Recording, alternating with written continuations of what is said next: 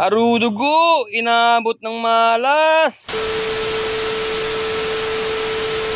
Ayayay mga turugsoy, pag inabot ka nga naman talaga ng kamalasan, kung kailang kasagsagan na ng mga pasahero at ang dami ng mga pasahero, ay bigla namang nangyari ang hindi dapat inaasahan, hindi inaasahan natin na pangyayari.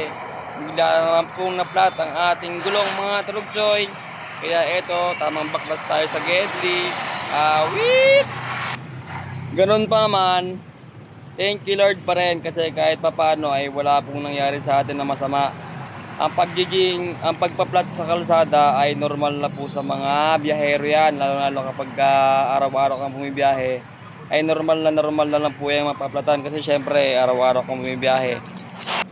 Ang kaso nga lang, ang ending niyan, hindi ka nakikita ng maayos kasi sira na po ang ating biyahe, sira ng diskarte.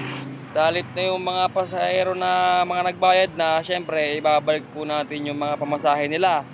Salit na income na po natin yon, wala na, naisoli na natin. Tapos magpapavulcanize na po tayo, babalik na tayo ng Pasig na naman para magpavulcanize. Yun lang ang worst nun. Wala namang may kagustuhan sa mga mangyayari na ganyan, magkakaroon ng aberya sa kalsada. Kahit sino naman ayaw magkakaroon ng ganyan, kaso hindi talaga may iwasan, kasama na po talaga sa hanap buhay natin yung ganyan yung mapaplatan ka. Kaya ang pagiging isang chopper ng jeep ay hindi po talaga madali. Sala sa init, sala sa lamig, expose ka sa mga alikabok, usok sa kalsada. Kaya dito sa mga puntong ito ay nabaklas ko na po yung aking gulong na flat, tapos ay kinakabit ko na po yung reserba ko para makabalik na po agad tayo ng Pasig. Ang kaso nga lang na ito ay hindi na po talaga ako nakabiyahe kasi tinamad na ako, parang nawalan na ako ng gana bumiyahe. Bawi na lang po tayo ng biyahe kinabukasan. Sana bukas ay maayos na po yung biyahe natin, tuloy-tuloy na, wala ng aberya. Sana lang po. Basta ang importante ay may ginawa tayo ngayong araw. Kabiyahe tayo, kahit pa paano may kinita ka pa rin naman, may naiuwi naman tayong pera para sa pamilya natin. Ang importante at mahalaga ay hindi po tayo na zero. So paano, shout out nga po pala sa lahat ng mga tropa ko dyan, mga bumati sa akin ng birthday ko. Maraming salamat po sa inyo. At sa mga nakakasabay ko sa kalsada, pag nakikita nila ako, sabi nila pa-shout out daw. Shout out nga po pala sa inyo. Hindi ko na po kayo may isa-isang lahat. Pero maraming salamat po sa mga suporta ninyo. Maraming salamat po sa panonood nyo lang. Ayun, flat na naman tayo mga turugsoy.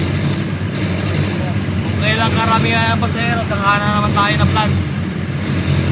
Pag inaabot ka nga naman talaga ng kalat, at talagang aabutin ka ng alat. Kung kailan kasagsagan ng pasahero, na flat pa. Napansin ko, nakatagilid na. Hindi pa naman siya lapat na lapat, pero tagilid na. Ito flat. Nakatin natin yun lang. Ending, wala naman tayong kikitain ng araw mga turugsoy. May tayo pauwi ng Pasig. Kapulkanize na ulit natin to. Balik na ako mamaya kapag kapulkanize na. At sa mga puntong to ay binabaklas na po ni Kuya Vulcanizer yung ating rim. Maraming salamat pa rin, at kahit papaano ay may nakabutan po tayo na vulcanizing shop na bukas.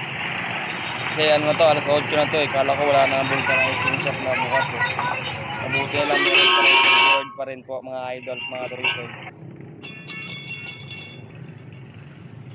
At dito naman, tingnan ni Kuya Vulcanizer kung bakit na-flat yung gulong natin, bakit nabutas yung interior natin. Kaya pala nabutas yung interior natin kasi nagkaroon na ng tama yung flap ng ating gulong.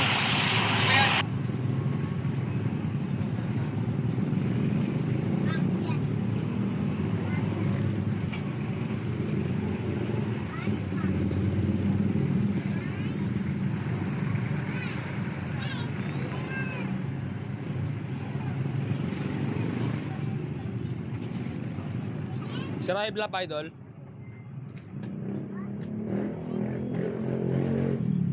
Hindi. Tama na rin.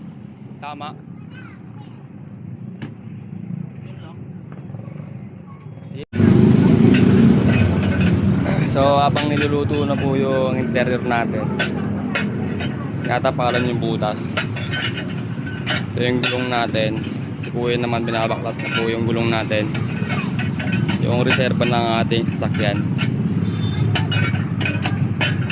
Tapos, uwi na. Dito na po matatapos ang ating vlog. Maraming salamat sa panonood.